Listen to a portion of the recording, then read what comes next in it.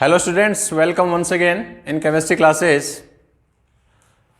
12th एजी chemistry के लिए अपन बात कर रहे थे इससे पहले वाले टॉपिक में अपन कि उर्वरक और रासायनिक उर्वरक के बारे में और उनमें अंतर क्या है, यानी जैविक खाद और रासायनिक उर्वरक के अंतर के बारे में अपने बात कर चुके हैं। इससे अगला बिंदु आज अपन ले रहे हैं अब नेक्स्ट फॉर्म यार्ड मैन्यूअर्स, यानी गोबर की खाद की बात अपन करने वाले हैं। तो देखो अपन जानते हैं गोबर की खाद की बात अपन करने वाले हैं और जनरली अपन सभी कृषि से जुड़े हुए लोग हैं और सभी पशुपालन करते हैं, गाय भैंस बकरी वगैरह जो भी है, और सभी जो हैं पशु जो होते हैं आवश्यक जो मलमूत्र का त्याग करते हैं, जिसको अपन सामान्य भाषा में गोबर का भी अपन बोलते हैं उसको। तो आज अपन बात करने वाले हैं, आज का जो अपना टॉपिक है वो है गोबर की खाद। गोबर की खाद की बात अपन करने वाले हैं।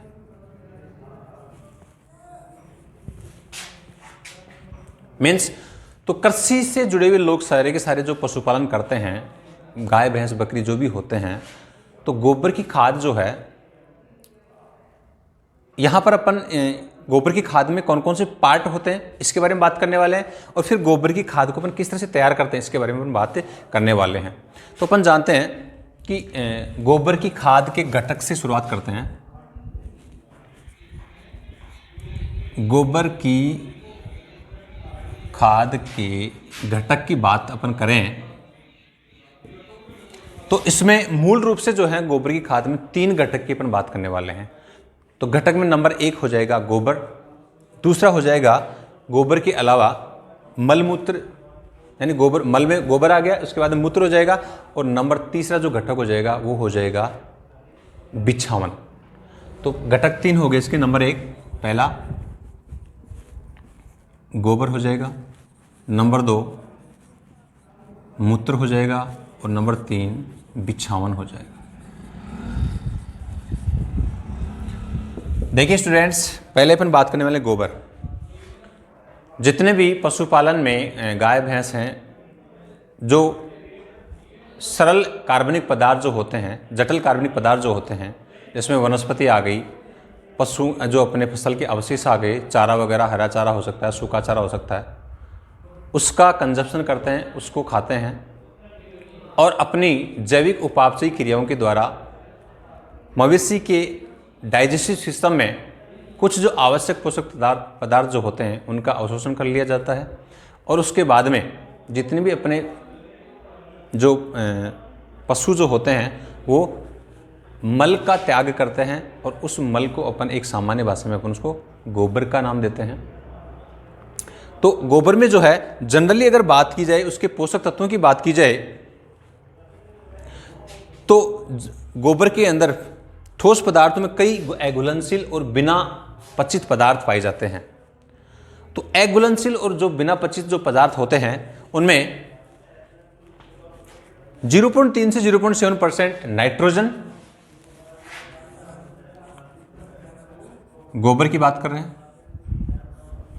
0.3 से 0.7% किसकी बात कर रहा हूं मैं, नाइट्रोजन की उपस्थिति होती है। कोई भी मवेशी गोबर का त्याग कर रही है, उस गोबर के अंदर कई घुलनशील और अघुलनशील पदार्थ होते हैं, साथ ही कई आवश्यक पोषक तत्व भी उसमें पाए जाते हैं। पोषक तत्वों की अगर बात की जाए तो सबसे पहले मैं बात कर रहा हूं नाइट्रोजन की। नाइट्रोजन जो होता है वो गोबर की खाद में, या गोबर में, सिर्फ गोबर की बात करें, गोबर के अंदर कितना परसेंट होता है, 0.3 से 0.7% की मैं बात कर रहा हूं। इसके अलावा अगर फास्फोरस की बात की जाए तो 0.1 से 0.5, 0.1 से 0.5% जो होगी वो होगा फास्फोरस पी,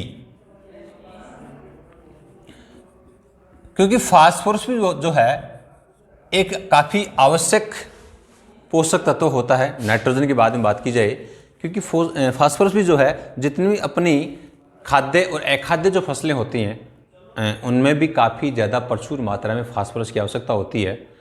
और गोबर में जो पाया जाने वाला फास्फोरस, जो मुख्य रूप से जो फास्फोरस होता है, उसकी परसेंट कितनी होती है, 0.1 से 0.5 % तक होती है और नाइट्रोजन की मात्रा जो होती है वो 0.3 से 0.7 तक % होती है। देखिए ये जो प्रतिशत की बात अपन कर रहे हैं यहाँ पर, तो जनरली ध्यान में रखना होगा अपने को कि राजस्थान बोर्ड में जब भी एग्जाम में क्वेश्चन अगर ऐसे आते हैं तो एग्रीकल्चर में और केमिस्ट्री कृषि रसायन में दोनों में लगभग कुछ टॉपिक ऐसे हैं जो सेम है, लेकिन आप इन चीज़ों को इतना आसान नहीं मान करके इनमें जितने भी जो आंकड़े वाली बात आती है, जितनी प्रतिशत की बात आती है, तो वो बिल्कुल प्रतिशत आपको एग्जैक्ट और आंकड़े जो होते हैं वो एग्जैक्ट आपको पता होना चाहिए। बाकी सारी जो जनरल बातें वो तो अपन जानते हैं कि साहब गाय भैंस बकरी गोबर ऐसे देते हैं, साथ में मलमूत्र का त्याग भी करते हैं, साथ में बिछावन जो होती है उसके बारे में अपन बात करते हैं, गोबर गैस या गोबर की खाद जो है वो कैसे तैयार होती है इसके बारे में जनरली थोड़ा बहुत अपन जानते हैं। लेकिन यहाँ जब बात आंकड़ों की आती है कि साहब कितना % नाइट्रोजन होता है, कितना % फास्फोरस होता है, इसका पता भी अपने को होना चाहिए। साथ ही साथ इसके बाद बात की जाए तो पोटेशियम जो है उसकी मात्रा 0.3 से 0.5 होती है। 0.3 से 0.5% किसकी बात करने वाले हैं? पोटेशियम, ये होता है पोटेशियम। तो गोबर की में उपस्थित पोषक तत्वों की मात्रा, ये आंकड़े आपको बिल्कुल जरूर याद रखने हैं। 0.3 से 0.7% नाइट्रोजन, 0.1 से 0.5 फास्फोरस और 0.3 से 0.5 पोटेशियम की बात अपन कर रहे हैं। ठीक है, तो ये इस तरह से पशुओं के गोबर के अंदर पाए जाने वाले पोषक तत्वों का प्रतिशत। इसके अलावा कुछ और भी सूक्ष्म पोषक तत्व भी पाए जाते हैं जिनकी मात्रा काफ़ी बहुत कम होती है। इसके अलावा अन्य सूक्ष्म पोषक तत्व भी पाए जाते हैं। सूक्ष्म पोषक तत्व जिनको अपन गौण पोषक तत्व भी बोलते हैं। गौण पोषक तत्व, गौण पोषक तत्व भी इनको कहा जाता है। एक ही बात है, सूक्ष्म पोषक तत्व या गौण पोषक तत्व, मतलब इस प्रकार के पोषक तत्व है जिनकी उपस्थिति या जिनकी आवश्यकता बहुत कम हो या न के बराबर हो, या जिनको नगण्य मान लें अपन, इस प्रकार के पोषक तत्व इनको अपन सूक्ष्म पोषक तत्व या गौण पोषक तत्व भी अपन बोलते हैं। तो ये तो बात अपन ने कर ली गोबर में प्रेजेंट पोषक तत्वों के बारे में। नंबर 2 में बात करूं तो नंबर 2 पे आ जाता है मूत्र की बात अपन कर लेते हैं। मवेशी जो मूत्र जो त्यागते हैं, उस मूत्र की अगर बात की जाए तो मूत्र एक मुख्य अवयव है। उसमें पाया जाने वाला यूरिया जो कि यह 2% तक होता है और नाइट्रोजन 0.4 से 1.35, यानी मूत्र में मुख्य जो पोषक तत्व होता है, मुख्य पोषक तत्व कौन होगा रहा है? वो होगा यूरिया। और यूरिया की % होगी 2% तक। तो 2% तक इसमें मूत्र में क्या पाया जाएगा? यूरिया पाया जाएगा। क्या फॉर्मूला होता है? NH2COONH2। और कितना % होता है? 2%। इसके अलावा अगर बात की जाए तो मूत्र के अंदर नाइट्रोजन की बात की जाए तो नाइट्रोजन जो है वो 0.4 से 1.32% तक नाइट्रोजन जो है वो मूत्र में प्रेजेंट होता है। यानी देखो जनरल से यहाँ पर अपन देखो गोबर के अंदर नाइट्रोजन की मात्रा अपने पास थी 0.3 से 0.7%, लेकिन अपन ने बात की मूत्र में, तो मूत्र में यहाँ पर नाइट्रोजन की मात्रा कितनी आ रही है? 0.4 से 1.32% तक। मीन्स गोबर और मूत्र दोनों में नाइट्रोजन का जो प्रतिशत है उसका काफ़ी ज़्यादा डिफरेंस है। इसके बाद फास्फोरस की बात की जाए, पोटेशियम की बात की जाए, तो फास्फोरस और पोटेशियम की मात्रा, फास्फोरस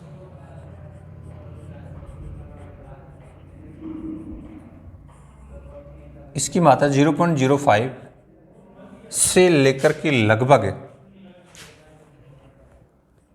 1% तक होती है। 0.05 से लेकर के 1% तक, सॉरी 0.10%, 0.10% तक, 0.05 से 0.10% तक फास्फोरस की प्रेजेंस होती है। और अगर पोटेशियम की बात की जाए तो पोटेशियम जो है 0.5 से 2 तक। ये भी बड़ी इंपॉर्टेंट बात है। पोटेशियम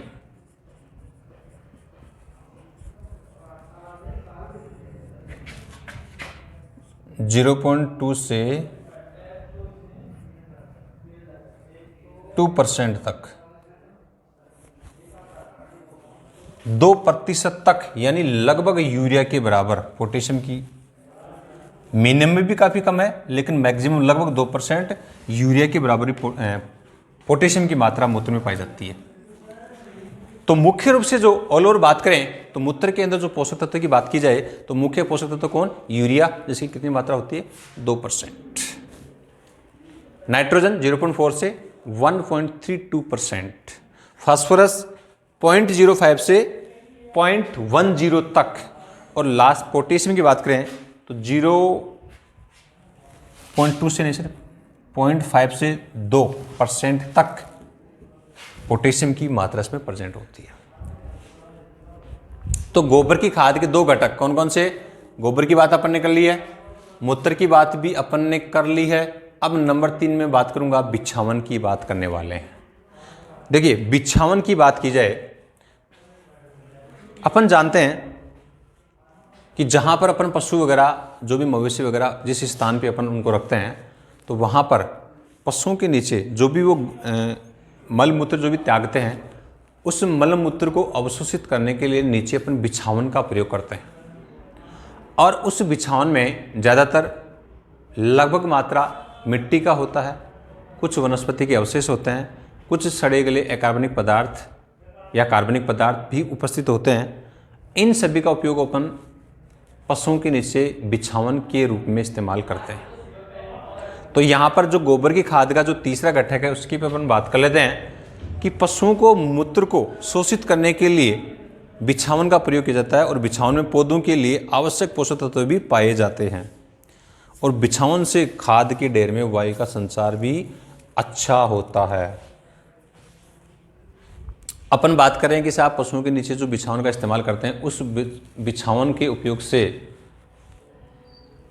मलमूत्र का अवशोषित करेगा वो, और साथ में मलमूत्र अवशोषित करने से उस मिट्टी के अंदर, उस बिछावन के अंदर वायु का जो संचार है वो ज़्यादा होता है। और जाहिर सी बात है, ज़्यादा वायु का संचार होगा, O2 की मात्रा अगर ज़्यादा होगी, तो उस बिछावन का उपयोग अगर अपन खाद के रूप में करते हैं तो मीन्स फसल के अंदर या फसल के लिए इस प्रकार का बिछावन है, इस प्रकार का जो खाद है, इस प्रकार का जो कार्बनिक मटेरियल बहुत ही ज़्यादा फायदेमंद और बहुत ही ज़्यादा एक तरह से लाभकारी होता है। साथ ही साथ ये बिछावन जो होता है वो जीवाणु की क्रियाशीलता को बढ़ाता है, और साथ ही साथ खाद को सड़ने में भी मदद करता है। यानी बिछावन जो होता है, दो काम इंपॉर्टेंट। बिछावन क्या कर रहा है? जीवाणुओं की क्रियाशीलता को बढ़ा रहा है, जीवाणुओं की क्रियाशीलता में वृद्धि करता है, जीवाणुओं की क्रियाशीलता में वृद्धि, नंबर 1। और नंबर 2, क्रियाशीलता के अलावा भूमि या मृदा में वायु के संचार में वृद्धि, वायु के संचार में क्या करता है? वृद्धि करता है। ये दो बड़े ही इंपॉर्टेंट जो लाइन है वो आपको याद रखनी है कि बिछावन जो होती है, इसमें सबसे इंपॉर्टेंट जो कार्य है वो क्या है? इसकी जीवाणु या बैक्टीरिया की एक्टिविटी या उसकी क्रियाशीलता में काफ़ी वृद्धि करता है, और साथ ही साथ भूमि या मृदा में वायु के संचार में वृद्धि करता है। तो सिंपल सी बात है, अगर बिछावन में ये वायु के संचार में वृद्धि करेगा, साथ ही साथ जीवाणु की क्रियाशीलता में वृद्धि करेगा, तो जिस फसल में या जिस मृदा में इसका अपन उपयोग करेंगे वहाँ पर निश्चित रूप से काफ़ी ज़्यादा फायदा होने वाला है। तो अब ऑल ओवर बात की जाए तो गोबर की खाद में जो आवश्यक जो पोषक तत्व होते हैं, जैसे nitrogen, phosphorus, potassium, calcium, magnesium, गंधक है, लोहा, तांबा, जस्ता, मैग्नीज, ये सभी के सभी प्रेजेंट होते हैं। और गोबर की खाद में मुख्य तत्वों की अगर प्रतिशत की बात की जाए तो अब मैं अलग से बात करूंगा। तो ये तो थे अपने 3 घटक, गोबर की खाद के गोबर, मूत्र और बिछावन। अब पर्टिकुलर गोबर की खाद में उपस्थित पोषक तत्व की बात की जाए तो वो कितना प्रतिशत है उसकी बात भी कर लेते हैं। तो देखो अगली बात,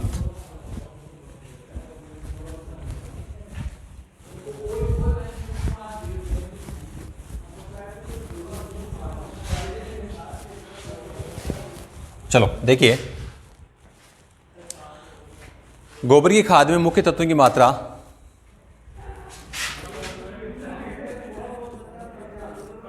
गोबर की खाद में मुख्य तत्वों की मात्रा,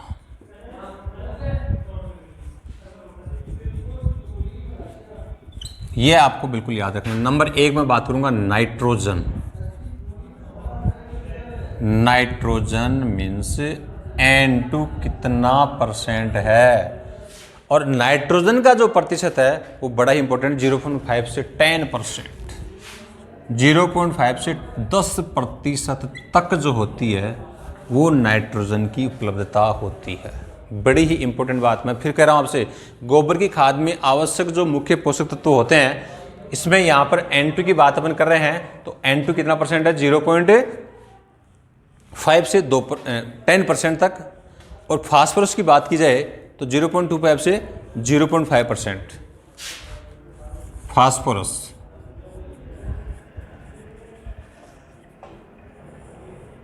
जीरो 0.25 से 0.50% तक। अगर दोनों की तुलना की जाए कि सर नाइट्रोजन का प्रतिशत 0.5 से 10% तक, लेकिन फास्फोरस का 0.25 से 0.50% तक, यानी इसकी तुलना में बहुत ही कम प्रतिशत पाया जाता है फास्फोरस का। और पोटेशियम की बात करें तो 0.5 से 1% तक, ये लो। और पोटेशियम की बात करें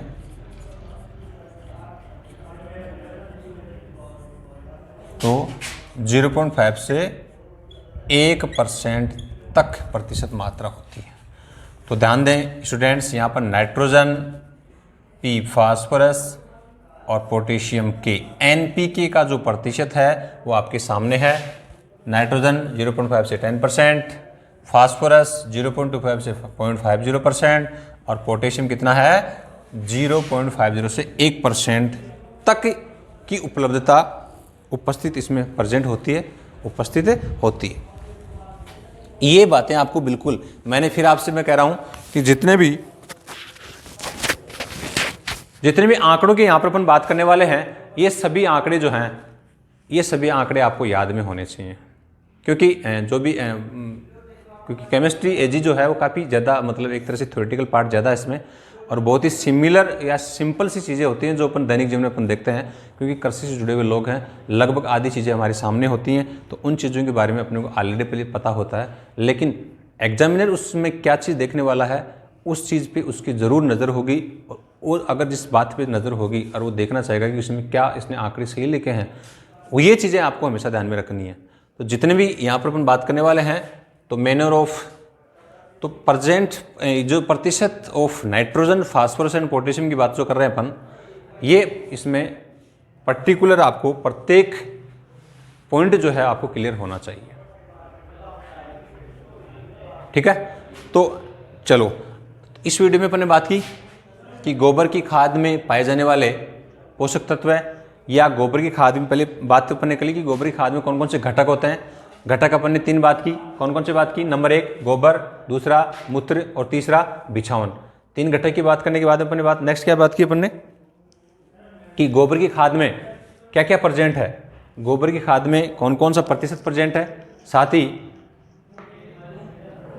मूत्र में कितना परसेंट नाइट्रोजन, फास्फोरस और पोटेशियम है, इसके साथ ही बिछावन में कितना परसेंट नाइट्रोजन, फास्फोरस और पोटेशियम है, सभी की बात की। फिर इसके बाद में लास्ट अपने बात की कि गोबर की खाद में मुख्य तत्वों की परसेंट कितनी है। तो ये चीज़ें आपको बिल्कुल 101% रूप से पूरे आंकड़ों के सहित आपको याद रखना है। तो स्टूडेंट्स, मिलते हैं इसके नेक्स्ट वीडियो में इससे अगला टॉपिक लेकर के, तब तक के लिए धन्यवाद, थैंक यू।